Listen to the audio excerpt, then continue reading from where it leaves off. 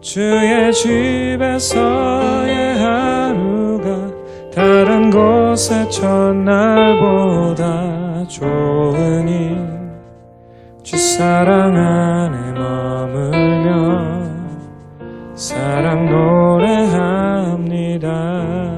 급하게 이렇게 영상으로 또 예배를 드리게 됐지만은 또 이렇게라도 예배를 드릴 수 있도록 해주신 것도 너무나 감사합니다. 여러분들이 집에서 지금 영상을 통해서 예배를 드리고 계시겠지만은 예배 드리는 거니까 옆으로 누워있지 마시고 바로 앉아서 같이 드립시다. 그리고 우리가 참 중요한 것은 늘 우리의 마음이죠. 그래서 신령과 진정으로 우리가 함께 예배를 드려갑시다. 그리고 또 이 코로나 바이러스를 빨리 종식할 수 있도록 하는 것은 하나님밖에 안 계시니까 또 기도할 수 있는 것도 우리 크리스천밖에 없습니다. 그래서 우리가 정말 마음으로 기도해서 다시 이 자리에 모여서 예배를 드릴 수 있는 그날이 하루 빨리 오게 되기를 간절히 소원합니다. 지난 금요일 날에는 실제로 있는 이 귀신들을 쫓아내라는 그런 제목으로 말씀을 드렸습니다. 꼭 한번 들어보시길 바랍니다. 사실 성경적으로는 우리에게 일어나는 모든 삶은 다 영적인 세계에서 일어나는 것들의 결과로 이렇게 할 수가 있습니다. 그래서 우리가 이 영적 싸움도 잘 싸워 가셔야 됩니다. 성경은 분명히 우리에게 적이 있다고 이야기를 합니다. 그리고 성경에는 너희 적 마귀 이렇게 표현을 하기 때문에 그 마귀가 우리의 적인 것을 아시고 잘 싸워야 됩니다. 만일 우리가 싸우지 않거나 알아도 무시하거나 이렇게 하더라도 그들은 도적이기 때문에 우리에게 몰래 와서 늘 우리의 것들을 훔치고 죽이고 멸망시키려고 이렇게 할 것입니다. 그래서 오늘도 계속해서 어떻게 그럼 우리가 귀신을 쫓아내는가 한번 생각해 보겠습니다. 자, 마태복음 12장 28절입니다. 그러나 내가 하나님의 성령을 힘입어 귀신을 쫓아내는 것이면 하나님의 나라가 이미 너에게 임하였느니라. 아멘. 귀신을 쫓아내는 것은 이 영적인 존재이기 때문에 하나님의 성령을 힘입어야만이 쫓아낼 수가 있는 겁니다. 그래서 첫째는 우리가 하나님의 성령을 내가 받아야 되는 거예요. 받아야지 쫓아낼 수가 있는 겁니다. 이 사도행전 19장에 보면은 아주 재미있는 기사가 나옵니다. 자, 먼저 11절, 12절 보겠습니다. 하나님이 바울의 손으로 희한한 능을 행하게 하시니 심지어 사람들이 바울의 몸에서 손수건이나 앞치마를 가져다가 병든 사람에게 얹은 적 그 병이 떠나고 악기도 나가더라. 아멘. 참 하나님의 능력은 놀랍습니다. 이것이 사람에게 부어주면은 여기 바울에게 정말 하나님의 능력이 부어지니까 그 능력이 얼마나 넘쳤던지 바울이 평소에 사용하던 손수건, 앞치마 이런 것들을 가지고 사람에게 대면은 그 병이 낫고 귀신이 떠나가고 이렇게 되더라고 성경 기록되어 있습니다. 그래서 오늘날도 우리가 이러한 하나님의 능력을 간절히 삼아야 될 줄 믿습니다. 그래서 우리 크리스찬들이 이 세상을 구원하는 그런 자들이 다 되기를 간절히 축복합니다. 그래서 이 소문이 이제 바닥에 퍼지니까 어느 이 마술사들이 그것을 시험해 보려고 이렇게 이야기한 거예요. 어떤 귀신 들린 자를 만나가지고는 내가 예수의 이름으로 명하노니 이 귀신들아 묶임을 받고 떠나갈지어다 이렇게 명령한 거예요. 그런데 놀랍게도 그 다음에 어떠한 일이 일어났는가 하면은 15절 16절 보니까 악귀가 대답하여 가로되 예수도 내가 알고 바울도 내가 알거니와 너희는 누구냐 하며 악귀 들린 사람이 그 두 사람에게 뛰어올라 억제하여 이기니 저희가 상하여 벗은 몸으로 그 집에서 도망하는지라. 이 사람이 두 사람인데 귀신 들린 한 사람을 못 이기는 거죠. 그리고는 뺄가벗김을 당하고 이 쫓겨남을 받은 겁니다. 이 마술사들이 귀신을 두 사람이 제압한 것이 아니라 오히려 당하고 말한 겁니다. 그리고 여기 보면은 귀신이 재미있는 이야기를 합니다. 그것이 뭔가 하면은 내가 예수도 알고 바울도 아는데 너희는 누구냐? 너희는 사랑하는 성도 여러분, 귀신이 우리를 알아봐야 됩니다, 여러분. 그래야 이게 진짜가 되는 거예요, 진짜가. 여러분 한번 생각해 보세요. 그 금요일 날도 가버나움 회당에 예수님이 딱 들어가시니까 그 안에 귀신 들린 자가 있다가 아무도 몰랐죠. 본인도 모르고. 그런데 그 귀신이 예수님을 보고 놀라서 떨면서 뭐라고 이야기를 합니까? 당신은 하나님의 거룩한 자입니다, 이렇게 이야기한 거예요. 여러분, 귀신이 어떻게 알아볼까요? 그들은 영존체이기 때문에 우리 사람을 보는 것이 아니고 우리 속에 어떤 영이 있는가를 알 수가 있다는 겁니다. 그렇기 때문에 귀신이 귀신같이 알아보는 거예요. 그러니까 귀신이 우리를 알아보고 두려워서 안 떨면 이건 우리는 가짜예요, 여러분. 성령님이 계시면은 당연히 두려워서 떨게 돼 있겠죠. 그렇지 않겠습니까? 그래서 귀신이 여러분을 알아보는 그런 자들이 되기를 주의 이름으로 축복합니다. 결국 성령을 받아야 된다는 소리죠. 성령을 안 받으니까 이들이 아무리 두 사람이라도 쫓아내지 못하고 오히려 당했다는 것을 우리가 볼 수가 있는 겁니다. 그래서 성경적으로 보면은 은밀하게 성령님을 못 받으면은 사실은 그리스도 사람이 아닙니다. 로마서 8장에 분명히 그렇게 되어 있거든요. 그리스도의 영을 가지지 않으면은 그리스도의 사람이 아니니라, 이렇게 되어 있는 겁니다. 그래서 이 사도 바울이 에베소에 갔을 때에 그때 이제 믿는 예수님의 제자들이 있었어요. 그들에게 뭐라고 질문을 하는가 하면은 19장 2절을 보니까 가로되 너희가 믿을 때에 성령을 받았느냐? 가로되 아니라 우리는 성령이 있음도 듣지 못하였노라. 아니, 당신 예수 믿습니까? 이래 안 묻고 바울이 성령 받았나? 대짜고짜 기분 나쁘게 이렇게 물은 거예요. 그런데 이게 왜 그럴까요? 예수를 믿는다고 하지만은 성령을 못 받을 수도 얼마든지 있다는 겁니다. 그러니까 바울이 이 사람들을 보니까 아무래도 성령님은 모르는 것 같아. 그래서 예수 믿을 때 성령 받았냐? 그러니까 못 받았다. 아니, 있는 줄도 모른다, 있는 줄도. 그래서 보면은 바울이 다시 주님의 복음을 전하고 그들에게 세례를 베푸는 겁니다. 자, 5절부터 7절까지 보겠습니다. 저희가 듣고 주 예수의 이름으로 세례를 받으니 바울이 그들에게 안수하며 성령이 그들에게 임함으로 방언도 하고 예언도 하니 모두 12사람쯤 되니라. 아멘. 아주 이 에베소 교회 사람들이 연약했죠. 연약한다는 뜻은 숫자도 12명 정도밖에 안 되는 그런 무리였다는 겁니다. 그런데 바울이 그들에게 안수하고 성령을 받고 그리고는 바울과 함께 복음을 전하는데 그 성경을 읽어보면은 불과 2년 만에 소아시아 전 지역에 복음을 안 전한 곳이 없다는 겁니다. 그렇게 놀라운 활동을 한 것이에요. 그리고는 19절에 보면은 이렇게 되어 있습니다. 또 마술을 행하던 많은 사람이 그 책을 모아가지고 와서 모든 사람 앞에서 불사르니 그 책값을 계산한 적 은 5만이나 되더라. 이 5만 개나 되는 값의 책을 태울 정도로 수많은 마술사까지도 구원받았다는 겁니다.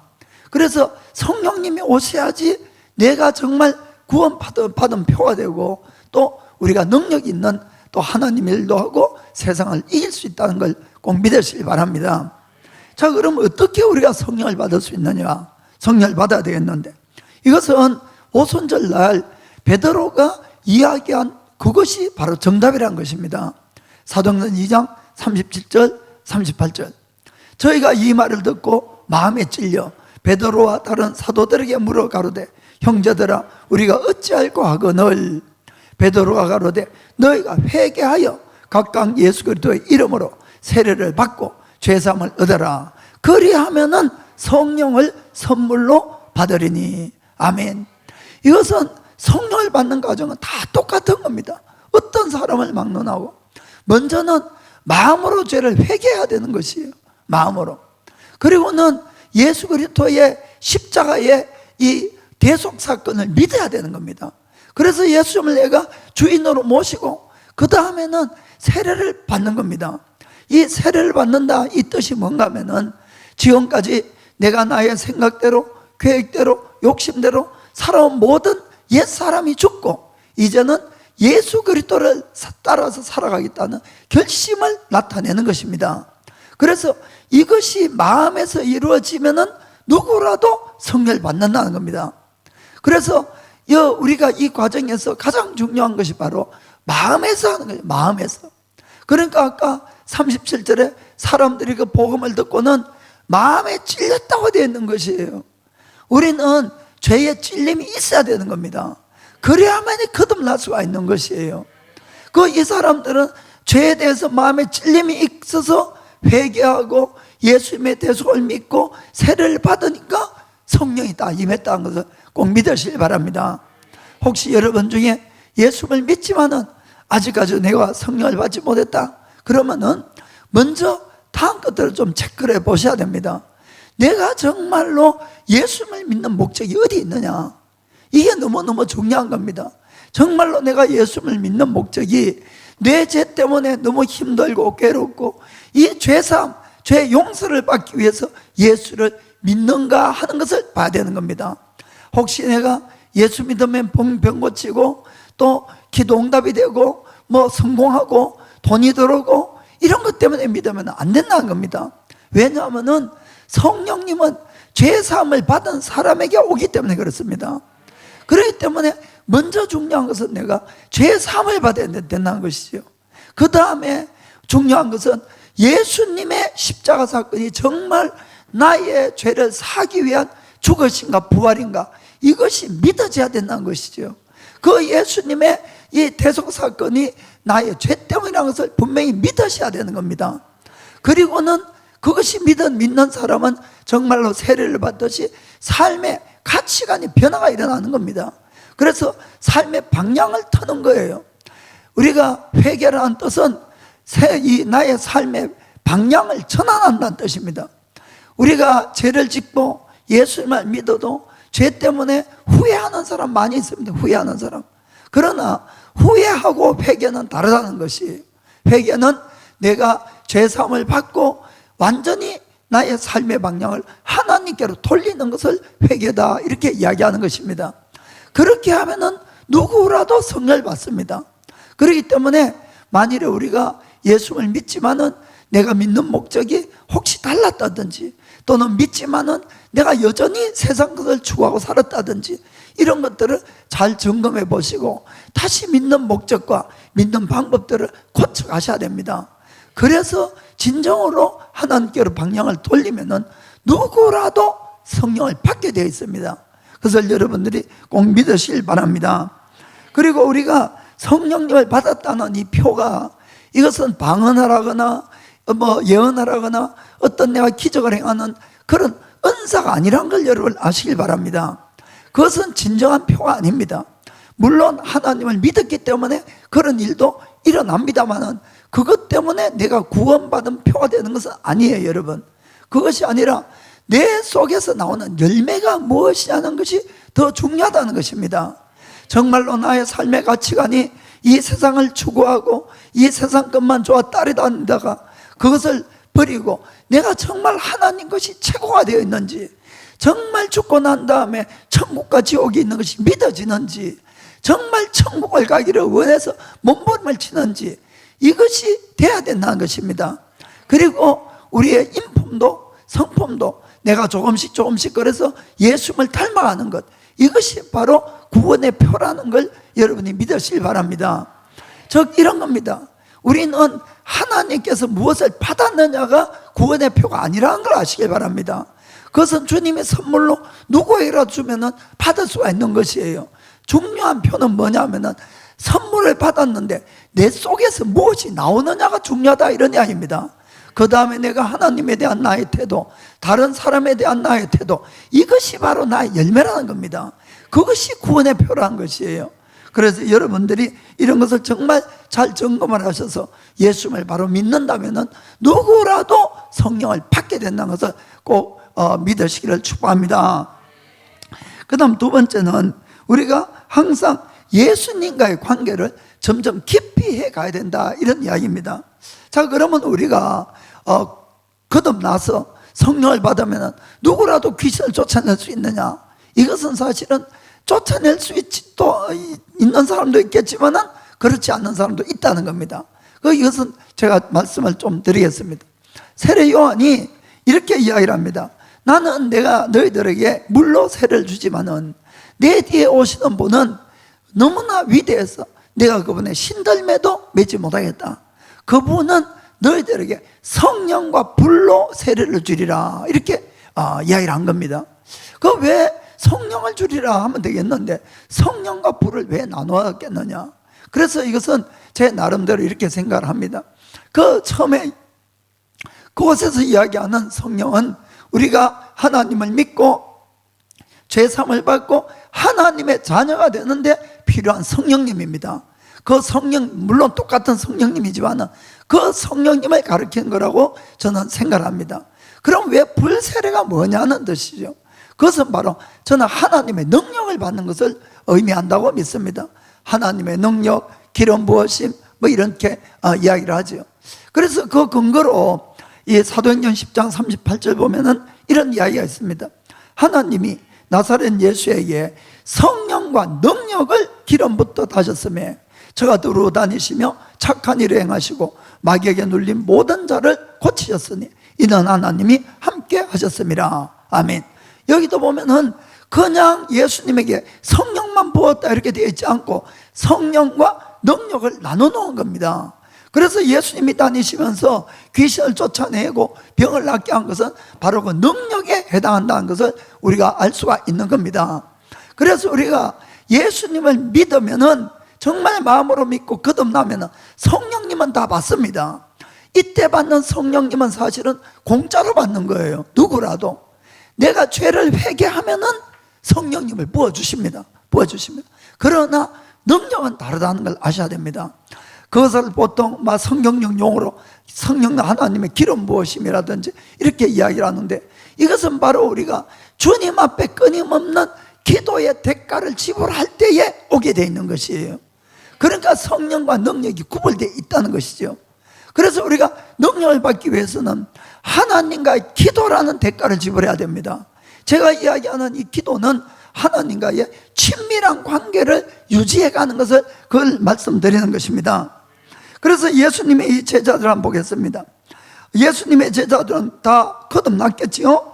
그런데 예수님의 주신 권세로 그들은 귀신을 쫓아내고 병자를 낫게 했습니다. 자, 마가복음 6장 13절에 많은 귀신을 쫓아내며 많은 병인에게 기름을 발라 고치더라. 이건 제자들 이야기입니다. 제자들이 그렇게 했어요. 6절에.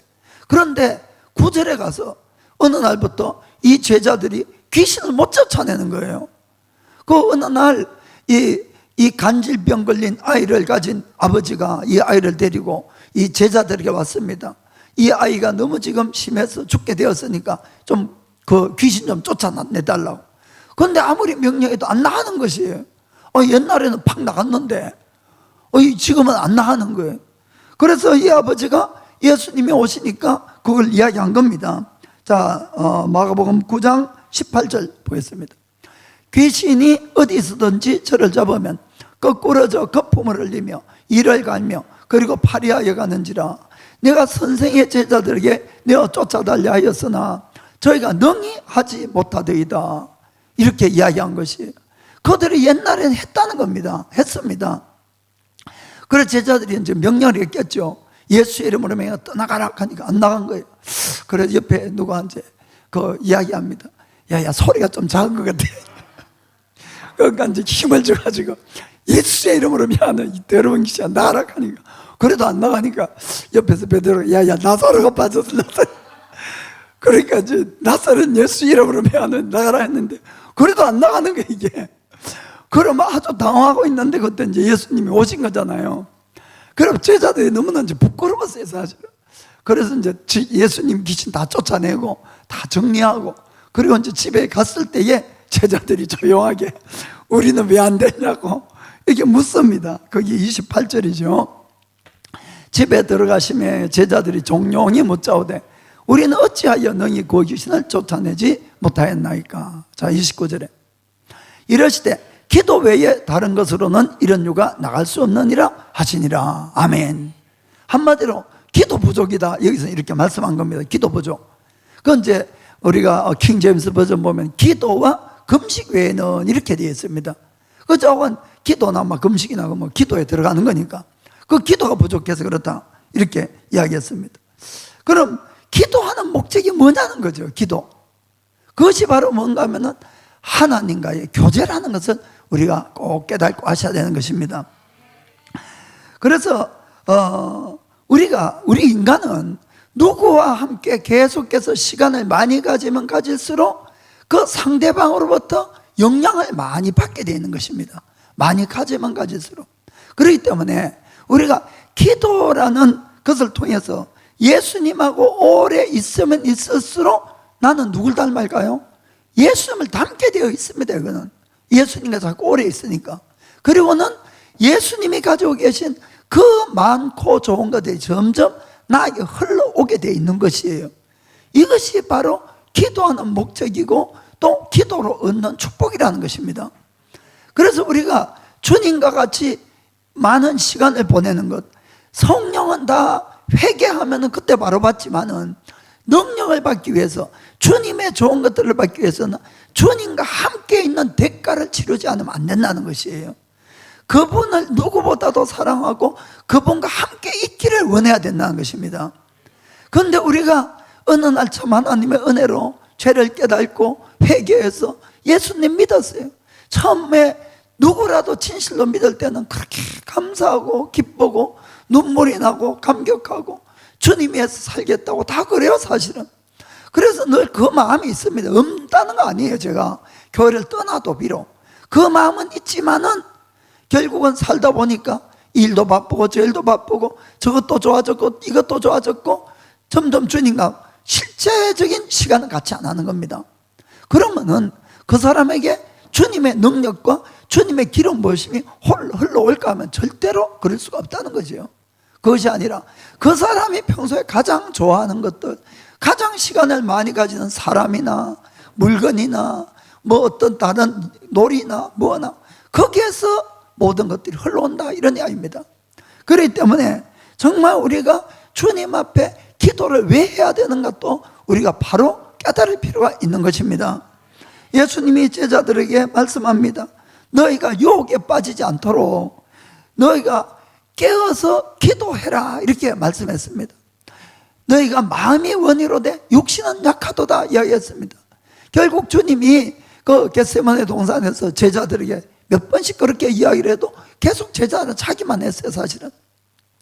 실제로 우리가 아무리 인간적으로 내가 이 결심하고 저 결심을 한다 할지라도 하나님의 능력을 받지 않으면 절대로 세상이나 죄나 나를 이길 수가 없다는 겁니다. 그건 아주 명백한 것입니다. 그렇기 때문에 우리가 베드로가 우리보다 예수님을 덜 사랑해서 3번씩이나 부인했겠습니까? 아닙니다. 정말 베드로는 죽을 때까지 주님을 쫓아가려고 했지만 결국은 부인하고 말한 거예요. 그 원인이 어디 있습니까? 예수님 기도하라 할 때 잤잖아요. 그것밖에 없는 거예요. 결국은 기도하라는데 자니까 능력을 받을 수가 없다는 겁니다. 그래서 어느 누구라도 기도하지 않고는 절대로 인생을 승리할 수 없다는 것을 꼭 깨닫기를 축복합니다. 항상 이야기하지만 예수님은 100% 하나님이시지만 이 땅에 오실 때는 100% 인간으로 오신 것이에요. 그 인간으로 오신 예수님이 어떻게 죄를 다 이기시고 어떻게 하나님의 그 놀라운 능력을 계속 행할 수가 있었느냐, 이것이 바로 뭔가 하면 주님도 기도의 비결이란 겁니다. 주님은 아침부터 저녁까지 항상 하나님 아버지와 함께 있기를 애쓰다는 것이에요. 자, 마가복음 1장 35절에 새벽 오히려 미명에 예수께서 일어나 나가 한적한 곳으로 가서 거기서 기도하시더니, 아멘. 미명에 가는 것은 밝기 전에 그 뜻입니다. 아직 어두울 때. 그 새벽에 아주 어두컴컴할 때 일어나셔서 기도하러 나가셨다. 새벽 기도 우리만 하는 거 아닙니다, 여러분. 예수님 때부터 예수님 계속 하셨던 거예요. 그리고 사실 우리가 성경 읽어보면은 얼마나 일이 바쁘셨던지, 얼마나 사람이 많이 모였던지, 식사할 겨를이 없다, 이런 구절도 나옵니다. 그 정도로 낮에 피곤하게 일을 하셨는데 밤에 그냥 피곤하다 주무신 것이 아닙니다, 보면은. 그러면은 오병이어의 기적을 일으킨 다음에 마가복음 6장 46절에 이런 구절이 있습니다. 무리를 작별하신 후에 기도하러 산으로 가시다. 아멘. 또 산으로 가서 기도하시고, 결국 틈만 있으면은 예수님이 하시는 일은 하나님 아버지와의 교제였다는 겁니다. 교제였다. 그러니까 하나님 아버지와의 관계가 절대로 끊어질 수가 없죠. 끊어지지 않으니까 끊임없이 성령과 능력을 부어주시고 그것으로 일을 하셨다는 것을 분명히 우리가 볼 수가 있는 것입니다.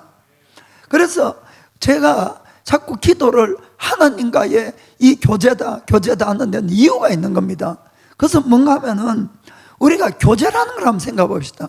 이것은 의무적으로 몸만 같이 있다, 시간만 같이 보낸다고 해서 교제가 되는 것이 아니라는 겁니다. 정말 마음이 쏟아져야지 교제가 일어나지요. 같이 있는데 그냥 너는 이야기해라 나는 신문 보고 막 이러면은 이게 말이 안 된다, 이런 이야기입니다. 그러니까 교제는 서로가 정말 얼굴을 대면하고 마음을 터서 이야기를 해야 된다는 것이지요. 그런데 기도가 교제가 아니고 의무적이고 형식적이 되면은 얼마나 따분하고 힘든지 모릅니다, 사실은. 그렇기 때문에 기도를 계속 할 수가 없는 거예요, 솔직하게.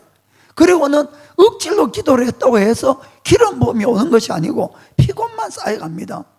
그렇기 때문에 우리가 기도를 다시 한번 생각하셔야 됩니다. 아, 나는 주님과 만나러 가는 거야. 그리고는 그 주님을 여러 가지 말씀을 통해서 묵상하고 나를 위해서 행해 주신 모든 것들을 또 생각하고 또 천국도 생각해 보고 정말 지옥도 생각해 보고 정말 그분이 얼마나 감사하고 얼마나 감격스러운 분인가를 늘 되새기는 겁니다.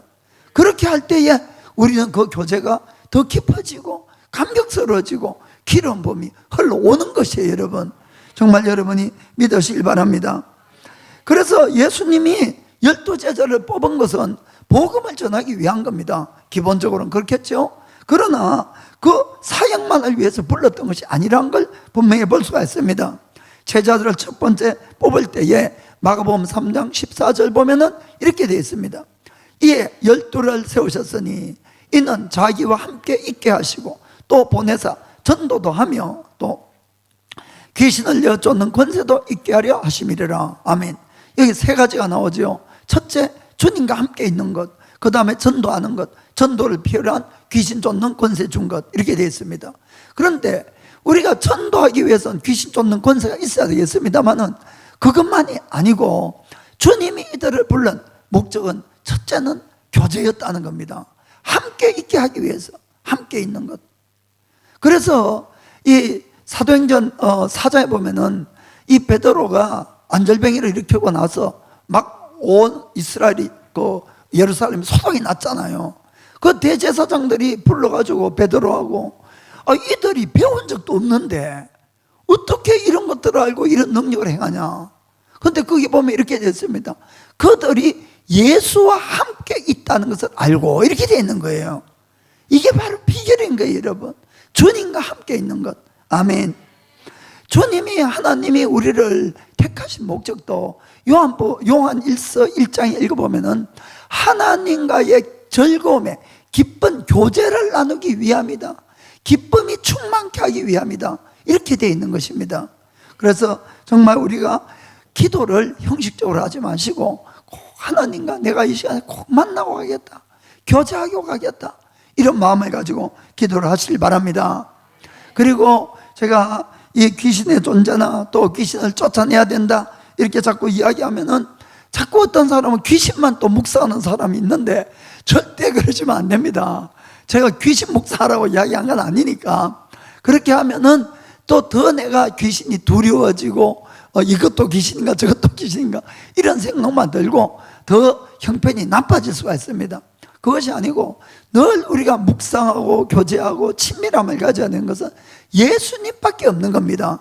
우리의 믿음해 주시고 우리를 온전케 하신 예수님, 그 주님을 내가 온전히 바라보는 것, 그것이 바로 우리에게 기름 부음이 오는 것이에요. 내가 귀신 아무리 묵상해도 기름 부음이 아니라 더 나쁜 놈만 오니까 그거를 하라고 한 것은 아닙니다. 다만 기도할 때에 그런 귀신들이 있을 것 같다 그러면 묻고 쫓아내면 되는 거고, 평소에는 우리가 늘 주님을 이렇게 묵상하기를 주의 이름으로 축복합니다. 자, 그 다음 마지막 세 번째는 오직 하나님을 신뢰하는 담대한 믿음을 가져야 됩니다. 하나님을 신뢰하는 담대한 믿음을 가져야 된다. 이 제자들이 그 소년에게서 귀신을 못 쫓아냈습니다. 그래서 예수님에게 왜 우리가 못 쫓아냈습니까? 이렇게 했을 때에 아까 마가복음에서 본 것처럼 거기에서는 너희가 기도가 부족하다, 한마디로 주님과 함께 교제하는 기도가 부족하다, 그 말씀을 했습니다. 그런데 마태복음에는 대답이 조금 다릅니다. 자, 마태복음 17장 19절 20절 보겠습니다. 자, 이때에 제자들이 종용이 예수께 나와 가로되 우리는 어찌하여 쫓아내지 못하였나이까? 가라사대 너희 믿음이 적은 영혼이라. 진실로 너에게 이르노니 너희가 만일 믿음이 한 겨자씨만큼만 있으면 이 산을 명하여 여기서 저기로 옮기라 하여도 옮길 것이고 또 너희가 못할 것이 없으리라. 아멘. 자, 기도가 부족해서 그럴까요? 믿음이 없어서 그럴까요? 은밀한 정답은 믿음이 없어서 그런 겁니다. 귀신을 못 쫓아낸 것은 실질적으로는 직접적인 이 답은 믿음이 없어서요. 믿음이 없어서. 그러면은 왜 주님은 기도를 이야기했을까? 이것은 기도와 믿음은 아주 밀접한 관계가 있기 때문에 그렇습니다. 이것은 기도를 통해서 우리가 믿음을 더 얻을 수가 있기 때문에 그런 것이에요. 무슨 말인지 아시겠죠? 그래, 관계가 없고 이게 모순된 답이 아니고 믿음이 있어야지 귀신을 쫓아내는데 그 과정에 있어서 기도라는 것을 통해서만이 믿음을 얻을 수가 있다는 겁니다. 그렇기 때문에 주님께서는 한 곳에서는 기도, 한 곳에서는 믿음, 이렇게 이야기했다는 것을 아시길 바랍니다. 제자들이나 우리의 관점은 어쩌면 병을 낫게 하고 귀신을 쫓아내고 문제를 해결하고 이런 거겠지만은 그 모든 것은 어디에 달렸는가 하면 사실 우리의 믿음에 달려 있습니다. 우리의 너희가 믿는 자는 넘치 못함이 없다고 주님 말씀하거든요. 여기도 지금 믿는 자에게는 모든 걸 할 수 있다 이렇게 말씀하는 겁니다. 그래서 믿음이 참으로 중요한데, 그래서 우리는 어떻게 하면 귀신을 쫓아내고 병을 쫓을까 하는데 예수님은 늘 우리를 보면서 어떻게 하면 저에게서 이 불신앙을 쫓아낼까, 이걸로 우리를 연단을 하는 겁니다. 우리에게 의심을 쫓아낼까, 이것으로 우리 훈련을 시키는 것이에요. 사실은 실제로 그렇습니다. 그래서 이 불신앙을 쫓아내는 그 방법이 기도다. 우리가 하나님과 시간을 계속 가지면 가질수록 우리가 육신의 것들은 점점 약해지고 주님을 더 의지하는 마음이 점점 자라가야 되는 겁니다.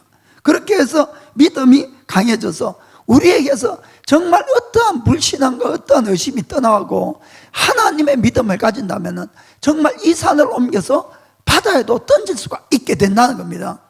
그러니까 귀신 정도야 이거는 식은 죽 먹기죠. 한마디로 병 낫고 이런 기적이 일어나고.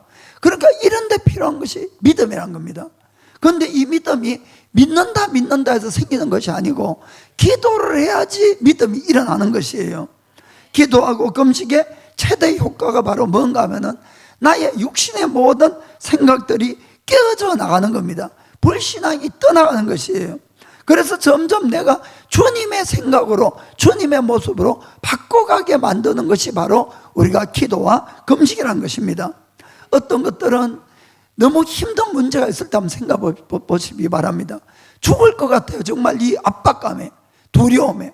그때 우리는 뭐하러 옵니까? 기도하러 오잖아요. 기도를 한참 하다 보면은 내 마음에 뭐가 생깁니까? 평강이 생기기 시작하는 것이에요. 조금씩 두려움이 떠나거든요. 그래서 흔히 우리가 기도를 언제까지 해야 됩니까? 라는 이야기를 하죠. 언제까지죠? 그래, 평강이 올 때까지 내 마음에. 자, 그러면은 봅시다. 지금까지 두렵고 힘들고 어려운 거는 기도를 해도 이게 내 뜻대로 안 되고 내가 잘못되면 어떨까 하는 불안감에 내가 사로잡혔다, 그 이야기입니다. 그런데 평강이 왔다는 뜻은 마음에 확신이 온 거예요. 하나님이 반드시 응답하신다, 하나님의 뜻대로 가장 좋게 해주신다, 이 응답이 왔기 때문에 평강이 온 것입니다. 이해가 되죠? 그러니까 기도는 우리 어디로 끌고 가느냐? 믿음으로 끌고 가는 겁니다. 그러니까 기도와 믿음이 다른 것이 아니고 믿음이 있어야 되는 것이 이게 원래 정답이지만은 기도를 통해서 우리가 믿음이 생기지 딴 방법이 아니란 걸 우리가 아시길 바랍니다.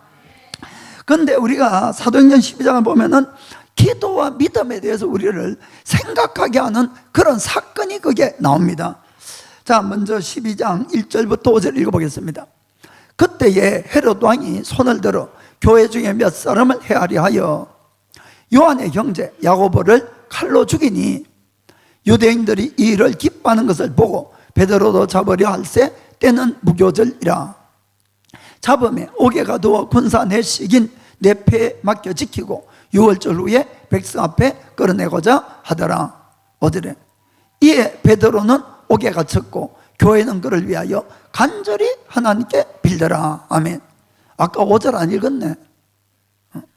보여줬으면 좋았는데. 아무튼 그러고는 이 초대교회 지금 아주 최대의 위기가 닥친 겁니다. 그것은 뭔가 하면은 예수님의 12제자 중에서 가장 위에서 활약을 하던 베드로와 요한과 야곱이 있는데, 야곱이 이제 칼에 죽고 베드로마저도 지금 옥에 잡혀가고 이제 곧 죽게 된 것이에요. 그러니까 얼마나 이 교회가 힘이 들었겠습니까? 그러니까 교회가 그들을 위해서 열심히 간절히 기도하더라. 이건 정말 아주 바른 신앙 태도라는 겁니다. 정말 우리가 코로나 바이러스 이것이 정말 빨리 종식되도록 우리가 교회가 기도를 해야 되는 겁니다. 사실은 정말 교회가 간절히, 그것이 아주 만든 정답이죠. 그래서 이 기도한 보람이 있어서 정말 놀라운 기적이 일어난 겁니다. 자, 6절부터 읽어보겠습니다. 헤롯이 잡아내려고 하는 그 전날 밤에 베드로가 두 군사 틈에서 두 쇠사슬에 매여 누워 잤는데 파수꾼들이 문 밖에서 옥을 지키더니 홀연히 주의 사자가 곁에 있음에 옥중의 광채가 조요하며 또 베드로의 옆구리를 쳐 깨워 가로되 급히 일어나라 하니 쇠사슬이 그 손에서 벗어지더라. 베드로가 네 사람씩 네 팀이 지켰죠, 베드로를. 그러니까 이제 그들은 쉬가면서 완전히 두 사람이 옆에서 잠을 자고 베드로 옆에서 쇠사슬로 같이 묶어가지고 두 사람 밖에 못 쳐보고 이걸 네 팀이 교대교대로 계속 지킨 겁니다. 그런데 천사가 와서 그를 깨워서 데려나가는데 아무도 눈치채지 못하고 그들이 나갈 수 있는 참 놀라운 기적이 일어난 것이에요. 그리고 이제 나가다 보니까 이 베드로의 손에 묶여있던 이런 모든 쇠사슬이 그냥 자동적으로 다 떨어지고, 그리고 초소가 그게 두 개 있는데 그 두 개 초소도 지나고 마지막에 길가에는 큰 쇠문으로 이렇게 되어 있는데 그 앞에 가니까 이게 완전히 자동으로 싹 열린 거예요. 근데 베드로가 나왔는데 베드로도 이게 안 믿어져 가지고 그때까지도 이 베드로도 환상을 보는가 이렇게 생각하고 있는데, 베드로가 천사가 이제 떠나가면서 빨리 그 마리아 집으로 가라 그러니까 그때 정신이 번쩍 드는 것이에요. 그래서 12절에 보면은 깨닫고 마가라는 요한의 어머니 마리아 집에 가니 여러 사람이 모여 기도하더라. 지금도 내일 이 베드로 죽으니까 그래서 열심히 지금 막 기도하고 이렇게 있었던 겁니다. 정말 얼마나 그들이 간절한 마음으로 기도하겠습니까, 솔직하게. 자, 간절한 마음으로 기도하는데 문제는 13절부터 15절에 베드로가 대문을 두드린데 로데라는 계집 아이가 영접하러 나왔다가 베드로의 음성인 줄 알고 기뻐하여 문을 미처 열지 못하고 달려 들어가 말하되 베드로가 대문 밖에 섰더라 하니 저희가 말하되 너가 미쳤다 하나 계집 아이는 힘써 말하되 참말이라 하니 저희가 말하되 그러면 그의 천사라 하더라. 참 저는 이 구절을 볼 때마다 이해도 돼요. 이해도. 정말 지금 기도 안 하면 죽을 것 같으니까 기도는 하는데 믿지 못하고 기도하는 것, 믿음이 안 가는 기도. 정말 그들은 뭐 때문에 기도를 했습니까? 정말로 베드로가 나오기를 막 간이 전절하도록 이 간구하고 기도를 하는데 이 믿은 사람이 아무도 없다는 것이에요, 사실은. 이 로데라는 아이가 베드로가 문을 두드리니까 문 밖에 갔다가 소리만 듣고 너무 기뻐서 안으로 달려 들어온 거예요. 이 딸아이만 믿었다는 거예요. 어떤 면에서 딸아이는 믿었으니까 베드로 소리 듣자마자 우리 기도에 응답하신 하나님, 주님의 이름을 찬양합니다 하고 문 여는 것도 잊어버리고 안에까지 쫓아 들어간 거예요. 그리고 베드로가 밖에 있다고 이렇게 소리쳤는데 아무도 안 믿는 거예요. 거기 있던 모든 사람들이. 오히려 뭐라 그럽니까? 네가 미쳤다네, 미쳤다. 야야야, 베드로 지금 오게 있지 왜 여기 있어? 베드로가 그렇게 16사람이 그를 지키고 있고 쇠사슬에 묶여 있고 거기에는 초소가 2개나 있고 밖에는 쇠문까지 있는데 베드로가 어떻게 나올 수가 있어? 그건 불가능해. 불가능해. 네가 그러지 말고 그냥 여와서 같이 기도나 하자 막 이랬을 것 같아요. 그런데 이 아이가 절대 아니라고 베드로가 있다고 막 외치니까 그들이 한 수 접어준 게 뭡니까? 그러면 그의 천사겠지. 그렇게 이야기한 거예요. 그런데 얼마나 그 안에서 오랫동안 수록했는지 베드로가 답답해가지고 또 문을 두드린 겁니다. 그러니까 가서 문을 열었어요. 16절에 베드로가 문 두드기를 그치지 아니하니 저희가 문을 열어 베드로를 보고 놀라는지라. 참 저는 이 모습을 보면서 정말 우리도 너무너무 닮았지 않냐 하는 생각을 많이 해봅니다. 정말 우리가 너무 힘든 일이 생기고 불가능한 일이 있으면 기도를 안 할 수는 없어요. 솔직히 이야기로 너무 힘들고 답답하니까 하나님께 토해내는데 정말 간절하게 그것이 이루어지기를 기도하지만은 문제는 믿음이 안 생긴다는 거죠. 진짜 그렇게 될까? 이것을 우리는 정말 뛰어넘어야 됩니다. 이것이 늘 문제라는 거예요. 이것이. 그래서 거기에 있는 수많은 사람들이 얼마나 간절했겠습니까? 솔직하게 기도는 간절하게 했어요. 간절하게 있는 마음을 다해서. 그러나 전혀 믿지 않는 기도, 그냥 하나님 앞에 하소연만 하는 기도였지 믿고 기도한 것은 아니었다는 것이 분명해진다, 이런 이야기입니다. 그래서 우리도 때로는 간절하게 기도하지만 결국 하나님께서 나의 기도를 들으시고 정말 응답하실까 하는 그런 의심을 가지고 의문을 가지고 기도하는 하는 솔직하게 응답이 아니라는 것을 우리는 솔직하게 그걸 받아들여야 된다는 것입니다. 하나님은 그들의 기도를 들었어요. 분명히. 그리고 베드로를 묶고 있던 모든 쇠사슬도 다 끊어주시고 모든 문도 열어주셨어요. 철문까지도 다 열어주셨어요. 그런데 문제는 그 정작 기도하고 있는 그 사람들의 진문을 열지 않았다는 겁니다. 이게 참 너무 아이러니한 일이에요. 사실은 너무 아이러니한. 이런 불신앙이 우리 가운데 자리 잡고 있는 한은 사실은 우리의 문은 열리지 않을 겁니다. 우리의 기도를 방해하는 가장 큰 것은 밖에 있는 적이 아니라 어쩌면 내 속에 있는 불신앙이 바로 이것을 가로막고 있을 수 있다는 겁니다. 예수님은 분명히 우리에게 이렇게 축복해 주셨어요. 내가 천국 열쇠를 너에게 주리니 너희가 땅에서 매면 하늘에도 매일 것이고 땅에서 풀면 하늘에도 풀리리라, 이렇게 약속하셨습니다. 우리는 정말 하늘 문을 열고 닫는 그런 권세까지 갖고 있으면서도 늘 나의 바로 앞에 있는 아주 큰 문이 하나 있는 것이, 잠겨 있는 문, 그것이 바로 불신앙이라는 문으로 꽉 나를 닫아버리고 있다는 것입니다. 이게 열리지 않는 한은 베드로를 맞아들일 수가 없다는 것을 우리가 기억을 합시다. 그래서 우리가 기도할 때마다 그 기도의 응답이 나의 손이 닿는 바로 이곳에 와 있으면서도 내가 이걸 못 잡고 내 것으로 못하는 많은 경우가 뭔가 하면은 내 속에 있는 이 불신앙 때문에 결국 이것이 내 것이 안 된다는 것이죠. 우리는 이 불신앙의 문을 반드시 활짝 열어버려야 될 줄 믿습니다. 그래서 이 불신앙이 있으면 아무것도 받을 수 없다고 야고보 사도도 분명히 이렇게 이야기를 합니다. 야고보서 1장 6절부터 8절까지 보겠습니다. 오직 믿음으로 구하고 조금도 의심하지 말라. 의심하는 자는 마치 바람에 밀려 요동하는 바닷물결 같으니 이런 사람은 무엇이든지 죽게 얻기를 생각하지 말라. 두 마음을 품어 모든 일에 정함이 없는 자로다. 아멘. 결국 이 의심은 두 마음이란 겁니다. 불신앙은 두 마음이란 겁니다. 주님께 아무것도 받을 생각도 말라고 이렇게까지 이야기를 하는 겁니다. 그래서 우리의 간절함의 문제보다도 불신앙의 문제가 크다는 것을 이것을 우리가 깨닫고 이 불신앙을 내 속에서 언제나 깨뜨려 버리셔야 되는 겁니다. 그러면은 주의 믿음으로 산을 옮길 수가 있는 것이에요. 그래서 예수님도 기도할 때 어떻게 하나? 자, 마가복음 11장 24절에 같이 읽겠습니다. 그러므로 내가 너에게 말하노니 무엇이든지 기도하고 구하는 것은 받은 줄로 믿어라. 그리하면 너에게 그대로 되리라. 아멘. 기도해서 응답 앞에 믿음이 있어야 응답이 온다는 겁니다. 기도하고 믿음이 있어야 응답이 온다. 응답 받고 믿는 것이 아니라는 겁니다. 꼭 우리가 믿기를 원합니다. 베드로는 내리면은 목숨이 떨어지는 그런 운명에 처해 있었어요. 교회가 얼마나 간절하겠습니까?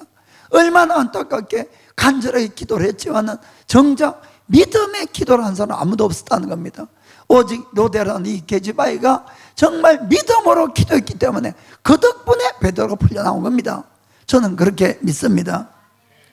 그래서 어떤 분은 이렇게 이야기를 합니다. 기도하지 않는 것에 그 다음으로 나쁜 것은 기대하지 않고 기도하는 것이다. 저는 이 말이 너무나 와닿았어요. 그래서 우리가 정말 불신앙이라는 이 모든 것들을 다 깨뜨리시를 주의 이름으로 축복합니다. 좀 옛날 이야기입니다만은 미국의 중서부 지방에 아주 심한 가뭄이 있을 때가 있었습니다. 그래서 모든 농작물이 다 이 전멸해서 되는 그런 위기를 맞았어요. 그래 마을 사람들이 너무 답답하고 힘들어서 서로 의논해서 그래 이번에 오는 주일날 하루를 우리가 온전히 금식하면서 하나님께 비가 내리기를 간절히 기도하자 이렇게 이제 다 회의를 해서 결정을 했습니다. 그 모든 사람이 아침부터 금식을 하면서 이제 금식하고 이렇게 교회로 다 모여들기 시작했어요. 그때에 5살 먹은 아이가 계집아이가 이 우산을 들고 아빠 손을 잡고 이렇게 교회를 갔습니다. 그걸 보고 있던 같이 가지고 있던 어른들이 또 교회에 도착하니까 다른 어른들도 이야기를 했어요. 얘야 오늘같이 날씨가 이렇게 맑고 구름 한 점도 없는데 너는 왜 이렇게 우산을 가지고 왔니? 이렇게 물었던 거예요. 그러니까 이 계집아이가 아니 오늘은 우리가 하나님께 비 오기를 기도하는 날이잖아요. 그래서 혹시 또 우리가 갈 때 하나님이 비를 내려주시면은 옷이 다 젖으니까 그래서 우산을 가지고 왔어요 라고 대답했습니다. 이 아이가 그 이야기를 할 때에 갑자기 회개의 영이 그 교회에 쫙 내리기 시작한 것이 어른들이 생각하니까 너무나 부끄러워진 거예요. 아니 자기들은 하나님께 비 내기를 간절하게 기도하면서 아침부터 다 굶고 금식까지 하면서 모였으면서도 아무도 비 오기를 기대하는 사람, 믿는 사람은 한 사람도 없었다는 겁니다. 이것이 너무 부끄러워졌던 거예요, 모든 사람이. 그래서 비 오고 안 오고가 아니고 그들이 믿음 없는 것을 용서해달라고 하나님 앞에 한 사람 두 사람 훌쩍훌쩍 울면서 기도하기 시작했습니다. 온 회중이 눈물바다가 되고 그리고는 하나님 앞에 간절하게 비 오기를 간구하기 시작했어요. 한 사람 한 사람 마음에 믿음이 생겼습니다. 그리고는 그 믿음들이 절정에 이르니까 오후 한 4시쯤 돼서 서쪽에서 바람이 계속 불어오면서 이 비구름을 몰아왔던 거예요. 저녁 무렵에는 완전히 폭포수 같은 비가 3일 동안을 그곳에 내리면서 완전히 대지를 다 적셔주시고 지금까지 없었던 대풍작을 그에 이뤘다는 그런 간증이 있습니다. 사랑하는 성도 여러분, 이번에 우리가 코로나 위르스 이 종식을 위해서 다 함께 기도하고 있습니다. 우리가 기도할 수 있는 하나님 앞에 기도할 수 있는 권리와 또 권세를 가진 것은 예수를 믿는 우리 크리스찬밖에 사실 없습니다. 세상 사람들은 기도를 할 줄도 모르고 하지도 않고 또 효과가 있다고도 생각하지 않습니다. 그러나 우리는 하나님의 전지하고 전능하심을 믿습니다. 반드시 우리가 기도하면 그 기도를 들으시고 응답할 것도 믿습니다. 만일에 우리가 이 베드로가 옥에 갇혔을 때에 교회 사람들처럼 간절하게 기도하지만은 믿는 마음이 전혀 없다면은 이거는 그 일은 일어나지 않을 겁니다. 오늘 다시 한번 우리의 불신앙을 회개하고 정말 믿는 마음으로 우리의 기도를 들으시고 반드시 응답하는 전지하고 전능하신 하나님을 믿고 함께 기도해서 하루빨리 우리가 이 자리에 다시 모여서 우리가 주님을 함께 찬양하고 예배드리는 그날이 오기를 기도해 갑시다. 자, 기도하겠습니다. 나의 평생에 단 한 가지 소원, 주의 아름다우심 보며 사랑 노래하는 것.